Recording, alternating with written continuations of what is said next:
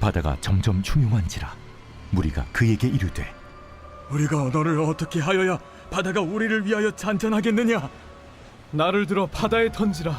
그리하면 바다가 너희를 위하여 잔잔하리라.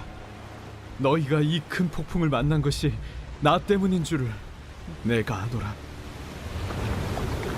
그러나 그 사람들이 힘써 노를 저어 배를 육지로 돌리고자 하다가 바다가 그들을 향하여 점점 더 흉흉함으로 능히 못한지라 무리가 여호와께 부르짖어 이르되 여호와여, 구하고 구하오니 이 사람의 생명 때문에 우리를 멸망시키지 마옵소서. 무지한 피를 우리에게 돌리지 마옵소서. 주 여호와께서는 주의 뜻대로 행하심이니이다. 요나를 들어 바다에 던지매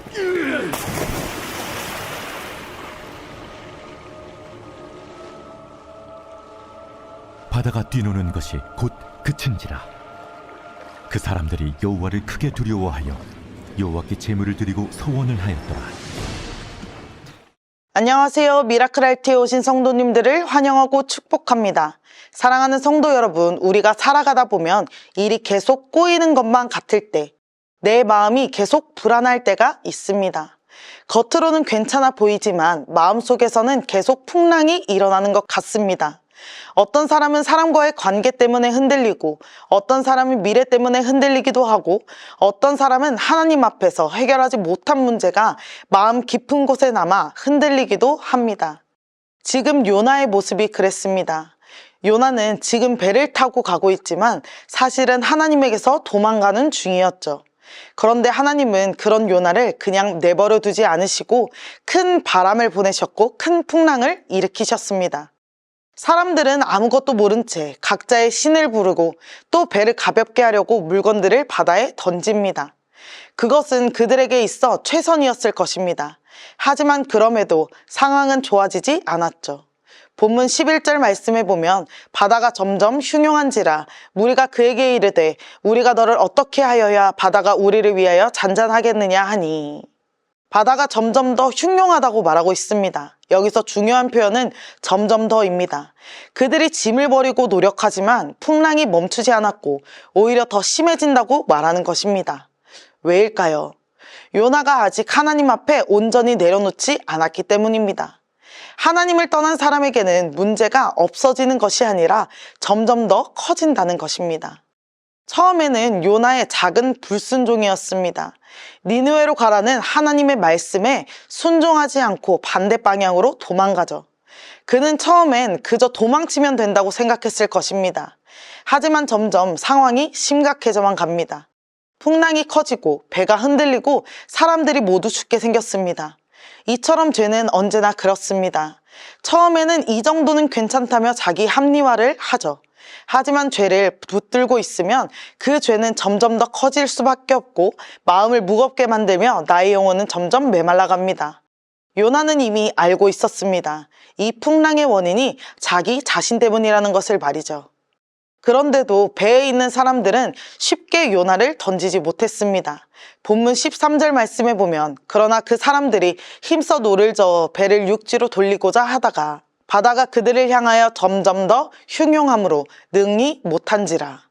저는 이 장면을 보면 참 놀랐습니다. 오히려 다른 사람들이 생명을 귀하게 여기는 것이죠. 하지만 그럼에도 인간의 힘으로는 그 풍랑을 이길 수 없습니다. 왜일까요? 영적인 문제는 인간의 방법으로는 해결되지 않기 때문입니다. 성도 여러분, 우리도 그렇습니다.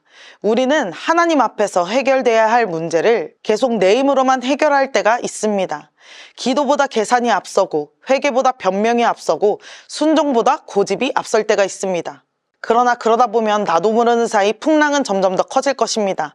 그래서 시편 기자는 이렇게 고백합니다. 시편 32편 3절에 내가 입을 열지 아니할 때에 종일 신음함으로 내 뼈가 쇠하였도다. 숨기면 괜찮을 줄 알았는데 더 무너진다는 것입니다. 붙들면 안전할 줄 알았는데 오히려 더 흔들린다는 것이죠. 왜냐하면 하나님은 우리를 망하게 하시려는 분이 아니라 돌아오게 하시려는 분이시기 때문입니다. 때로 하나님은 풍랑으로 우리에게 바른 길을 말씀하십니다. 혹시 오늘 우리 안에도 내려놓지 못하는 것이 있지는 않으십니까? 상처일 수 있습니다. 고집일 수 있습니다. 염려일 수 있습니다. 죄일 수도 있습니다. 우리가 그것을 붙들고 있으면 마음의 바다는 점점 더 거칠어질 것입니다. 그렇기에 우리는 하나님께 모두 맡겨야 합니다. 본문 14절부터 분위기가 조금 달라집니다. 무리가 여호와께 부르짖어 이르되 여호와여 구하고 구하오니 이 사람의 생명 때문에 우리를 멸망시키지 마옵소서. 무죄한 피를 우리에게 돌리지 마옵소서. 주 여호와께서는 주의 뜻대로 행하심이니이다 하고, 이전까지는 자기 신에게 기도하고 짐을 바다에 던지는 등 자기의 방법으로 살려고 했던 사람들이 이제는 하나님께 기도하기 시작합니다.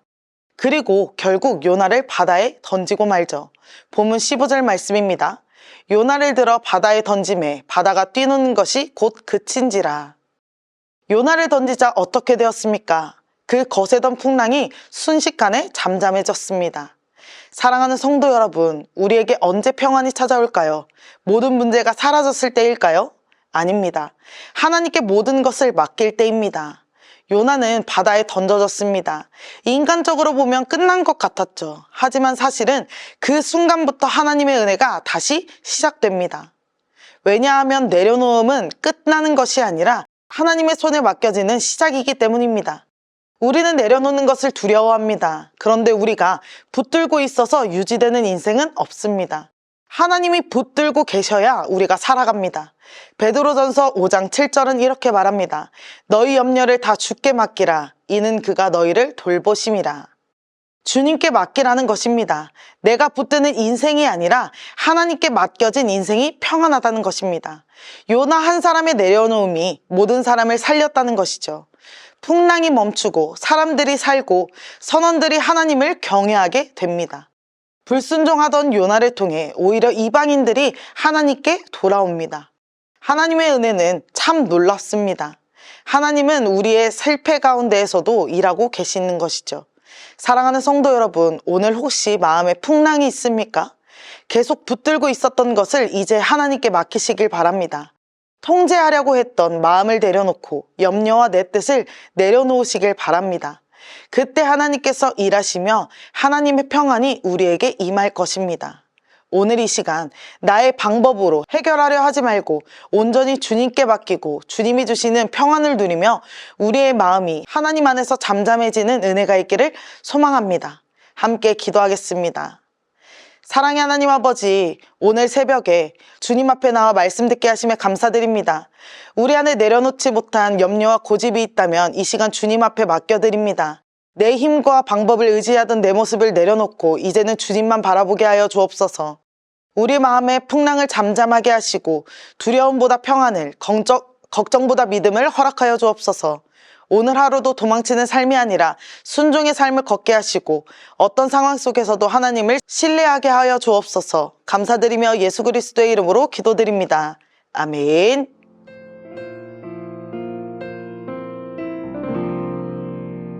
주님 내게 나를 비우라 말씀하시네.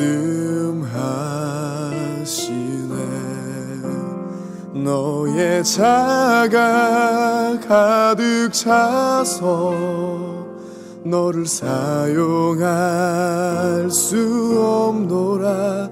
나는 나를 다시 주 앞에 내려놓네. 주의 사랑과 능력이 내 삶에 나타날 수 있도록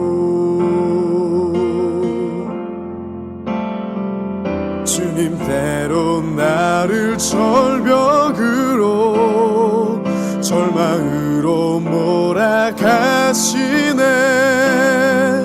아무것도 의지할 수 없을 때 그때 나는 주의 능력을 보내. 내 힘만 의지하고 섰을 때 볼 수 없었던 그 능력을 나를 포기하고 섰을 때 나를 통하여 드러내시네.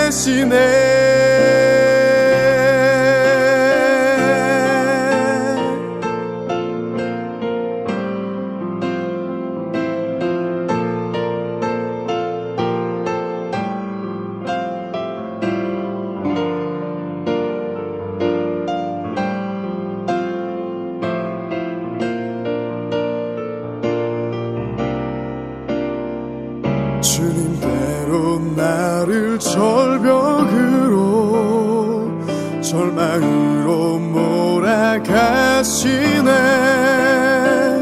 아무것도 의지할 수 없을 때 그때 나는 주의 능력을 보내. 내 힘만 의지하고 섰을 때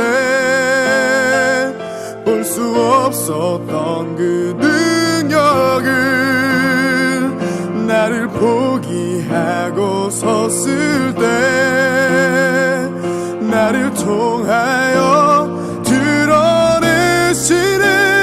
내 힘만 의지하고 섰을 때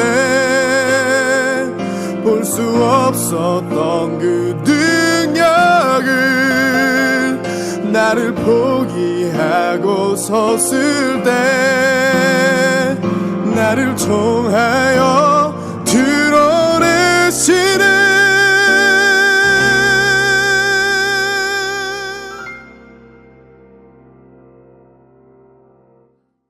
주님 내게 나를 비우라